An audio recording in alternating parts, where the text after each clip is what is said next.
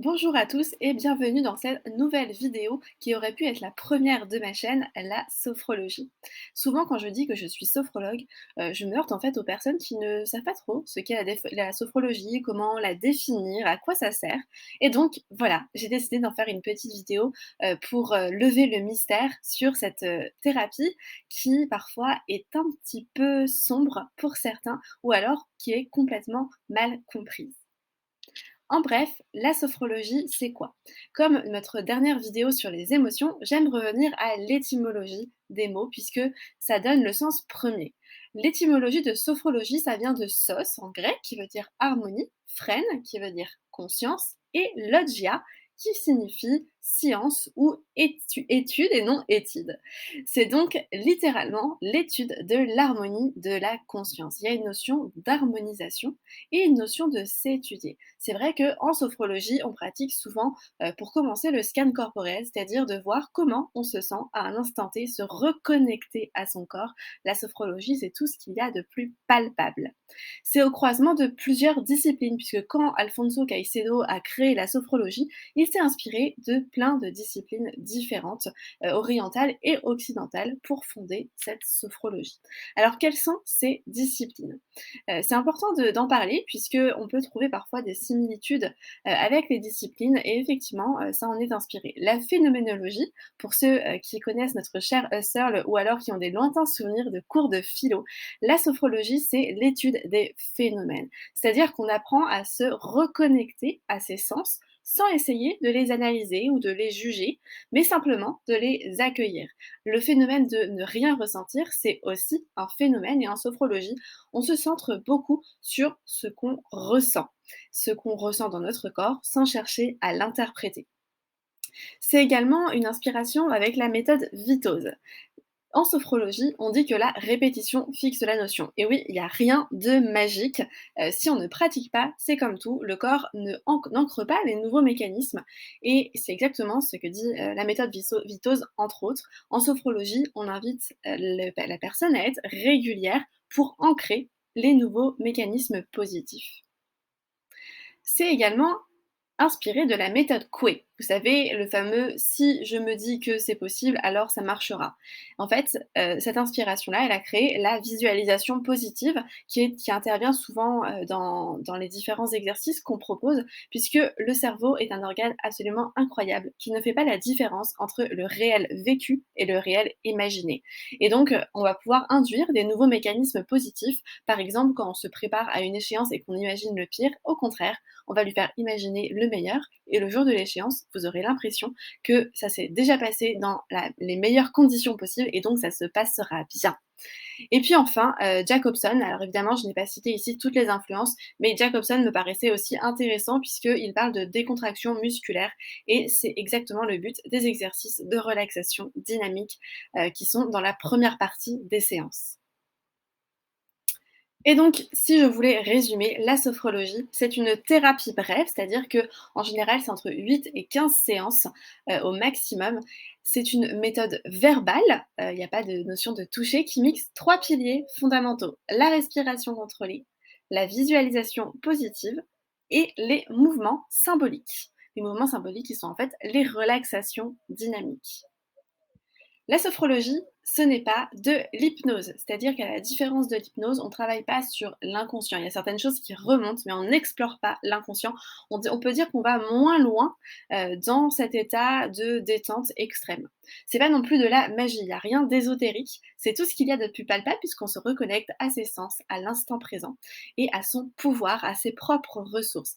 Et puis enfin, c'est pas de la psychologie. Alors, il y a des sophrologues qui sont aussi psychologues, mais pas tous. Et donc c'est important aussi d'avoir en tête que parfois on n'a pas forcément besoin de sophrologie uniquement ou pas du tout, mais plutôt d'une psychothérapie.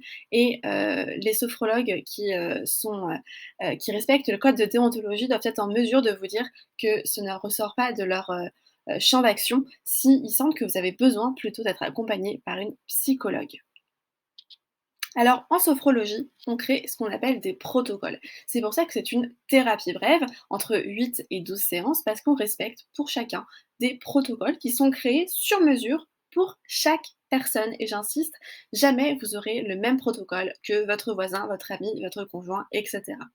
Les protocoles, en général, se divisent en 3 phases. Évacuer, avant de se lancer dans un processus de mieux-être, de transformation, il faut évacuer ce qui est trop lourd à porter, ce qui a tendance à s'auto-détruire, à s'auto-saboter. Et donc ça, c'est la première partie. La deuxième partie, c'est construire. On va maintenant construire de bonnes fondations en installant de nouveaux fonctionnements, en prenant conscience de ses ressources. Et en sophrologie, on part du principe que vous avez tout ce qu'il faut en vous. Et on ne crée rien, au contraire, on vous permet d'exploiter ce que vous avez en vous. Et enfin, on va activer ces fameuses ressources pour les ancrer dans votre quotidien. Alors si on devait résumer avec une analogie florale, puisque j'aime beaucoup les fleurs. La première partie, c'est on va vider l'eau du vase. La seconde partie, c'est la phase de réparation. On va mettre de l'eau saine dans le vase. Et la troisième partie, c'est activer, c'est-à-dire qu'on va faire grandir ces magnifiques fleurs. Alors, qu'est-ce qu'une séance de sophrologie créative et comment ça se passe? Maintenant qu'on a vu qu'est-ce qu'était la sophrologie, je vais vous parler des séances de sophrologie créative. Alors, c'est important d'avoir en tête qu'il existe autant de pratiques de la sophrologie qu'il y a de sophrologues. La sophrologie est une thérapie, une pratique qui n'est pas encore réglementée. Ce qui fait qu'on trouve un peu de tout et son contraire. Malheureusement, des personnes qui n'ont pas suivi de formation ou qui ont suivi 3 heures sur Internet peuvent se déclarer sophrologues. Et je vous invite toujours à faire attention à la formation des sophrologues. Les sophrologues, normalement, doivent suivre un code de déontologie. S'ils font partie du syndicat de sophrologie, ça peut être déjà un bon signe que le sophrologue est quelqu'un de, en général, plutôt sérieux, puisqu'il suit un code de déontologie certifiant qu'il fait pratiquer la sophrologie et pas une pratique pseudo-sophrologique voilà, de cette thérapie. Donc voilà, la sophrologie, il y a autant de pratiques qu'il y a de sophrologues. Pour ma part, je respecte le code de déontologie des sophrologues, c'est-à-dire que je respecte les piliers principaux, les inspirations, je ne sors pas de ce cadre-là. Pour autant, j'ai décidé de pratiquer une sophrologie créative, c'est-à-dire que je mixe la pratique de la sophrologie avec d'autres pratiques sur lesquelles j'ai pu moi-même expérimenter, la méthode Vitose, puisqu'elle n'est pas éloignée de la sophrologie, c'en est une inspiration. L'art-thérapie qui permet d'activer la créativité et pour moi d'aller dans le prolongement de la sophrologie. Le coaching et puis bien sûr à chaque fois je vous propose des exercices qui me paraissent adaptés à vous entre les séances. En sophrologie, on va dire que ma spécificité, c'est de vous accompagner aussi entre les séances avec une application notamment que j'ai créée pour que vous puissiez refaire les séances. Et donc une séance se passe en plusieurs parties. La première, c'est le partage des besoins. Vous allez me partager vos réussites, votre semaine, vos difficultés. Et on va travailler ensemble sur un thème qu'on va choisir ensemble. Évidemment, je le prépare en amont et puis je l'adapte en fonction. Ensuite, on va faire un petit atelier de connexion. Le but, c'est de faire émerger plus précisément les besoins inconscients et de se connecter à soi. C'est un exercice en général que je propose plutôt créatif ou intuitif. Vient ensuite les relaxations dynamiques, entre 3 et 4 relaxations dynamiques, qui permettent de prendre conscience de son corps, d'installer la respiration de détente. Et puis ce sont des petits exercices qui sont très intéressants, puisque vous pouvez facilement les refaire chez vous. On passe ensuite à la sophronisation. La sophronisation, elle permet de travailler plus profondément sur votre objectif, puisque dans une séance de sophrologie, il y a toujours un objectif par rapport à votre grand objectif à vous qu'on a défini en amont ensemble. Et enfin, un atelier de reconnexion, c'est un atelier de prolongement pour revenir dans le présent, activer sa créativité et prolonger cet état d'ici jusqu'à la prochaine séance. Un petit peu de vocabulaire en sophrologie que vous entendrez souvent. État sophroliminal, c'est un terme un peu barbare, mais je vous promets que ça n'en est rien.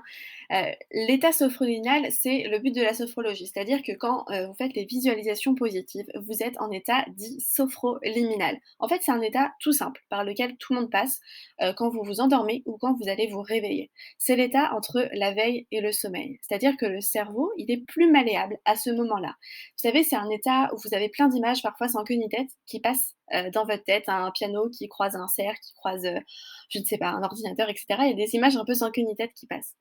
Et en sophrologie, on ne va pas aller plus loin puisqu'on n'est pas dans l'hypnose. Le but, c'est pas de vous endormir.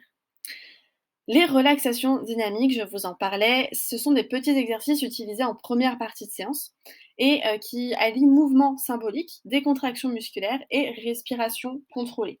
Ce sont des exercices qui ont pour but de se détendre et de commencer à travailler sur un objectif précis. Les sophronisations, ça intervient en seconde partie de séance. C'est en fait l'exercice un peu plus statique, un peu plus méditatif, on va dire, qui permet de travailler profondément sur l'objectif de la séance. C'est un exercice qui s'effectue dans le fameux état sophroliminal avec une méditation guidée qui allie visualisation positive et puis des méthodes aussi d'ancrage. C'est en général des moments assez forts, un peu plus longs que les relaxations dynamiques. Et puis ressources. Alors on peut mettre tout et rien derrière le terme de ressources et pourtant on en parle énormément en sophrologie. En sophrologie, on n'invente rien, on ne crée rien. On part du principe que vous avez toutes les ressources en vous pour aller mieux, pour atteindre l'objectif qu'on s'est fixé sur le protocole ensemble. Et en fait, le sophrologue, il est là pour vous montrer comment activer les ressources. Les ressources, c'est très varié en fait. Ça peut être des lieux, des couleurs, des personnes, des qualités, un animal. Ça peut être vraiment plein de choses. C'est tout ce qui vous fait du bien, tout ce qui vous permet d'avancer. Et donc, en sophrologie, vous l'avez compris, il y a 3 piliers que vous pouvez d'ailleurs utiliser au quotidien pour vous sentir mieux. La relaxation dynamique, c'est-à-dire les mouvements symboliques. La respiration contrôlée. On va adapter la respiration en fonction de l'objectif de la séance. On apprend à respirer. Et quand on sait que 90% des personnes respirent mal et oxygènent mal leurs cellules, c'est très important pour tout le corps. Et enfin, la visualisation positive, puisqu'on permet au cerveau de voir les choses différemment, sous un angle différent. Et ces 3 piliers-là, dans les situations où vous avez besoin de vous sentir mieux au quotidien, vous êtes en mesure de les activer par vous-même, puisque la sophrologie vise à vous rendre totalement autonome. Et par exemple, au quotidien, vous pouvez faire des petits exercices tout simples où vous vous visualisez dans une bulle, c'est la visualisation positive. Vous créez votre bulle avec des mouvements et une respiration associée. Voilà, il y a plein d'exercices qui sont possibles, en tout cas que vous pouvez utiliser au quotidien. Et pourquoi? Pour qui? La sophrologie, ça s'adresse à tout le monde de 5 à 500 ans. La sophrologie, elle peut vraiment, être utilisée dans plein de choses très différentes, donc là, c'est pas du tout exhaustif. Pour la maternité, la préparation à l'accouchement, le postpartum, pour les enfants, la confiance en soi, la phobie, la concentration, les émotions, les adolescents pour se préparer aux examens, mieux connaître ses valeurs, avoir plus confiance, gérer son stress, accueillir ses émotions, les adultes aussi, contre les addictions, le sport aussi, la préparation, aux performances sportives, la dépression, encore une fois les émotions, les personnes âgées aussi dans les maladies, les douleurs, la rééducation. La sophrologie vraiment ça se trouve un peu partout, et de plus en plus d'ailleurs dans les entreprises. Personnellement, moi, j'accompagne surtout, mais pas que, hein, les personnes neuroatypiques, c'est-à-dire hautement sensibles ou HPI, dans la connaissance de soi, l'accueil des émotions, la gestion du stress, des angoisses, du sommeil, l'acceptation de soi, et cetera. Évidemment, je m'adapte à chacun. Je vous propose un petit récap parce que c'était très dense. La sophrologie, c'est donc l'étude de l'harmonie de la conscience qui vient de plusieurs influences occidentales et orientales. C'est une thérapie brève. Le but, c'est pas de vous garder ad vita aeternam, de signer un pacte de sang avec vous. Au contraire, le but, c'est au plus vite de vous rendre autonome dans la pratique et que vous puissiez aller mieux par vous-même. C'est un cumul de 3 éléments, la respiration, le mouvement, la visualisation. Il y a 3 phases dans un protocole qui est fait à chaque fois sur mesure en fonction de l'objectif qu'on a défini ensemble. Évacuer, instaurer, ancrer. Et pourquoi? Pour toute la vie, pour tout le monde. Et finalement, est-ce que vous avez besoin d'une raison pour faire de la sophrologie? Pas forcément. Si vous sentez que vous en avez besoin, c'est juste que vous pouvez aller consulter un sophrologue. La sophrologie s'adapte à chacun. Et je finis par Me présenter pour ceux qui ne me connaissent pas, je suis Caroline, sophrologue créative et j'accompagne les personnes atypiques à faire de leur atypie leur plus grande force pour créer leur propre chemin. Et vous pouvez venir me consulter pour beaucoup de choses. L'idée est que je puisse créer la thérapie pour vous sur mesure. Si vous avez des questions, n'hésitez pas à me contacter par mail, par téléphone, sur Instagram, par pigeon voyageur, par tout ce que vous voulez. J'y répondrai avec grand plaisir. À bientôt!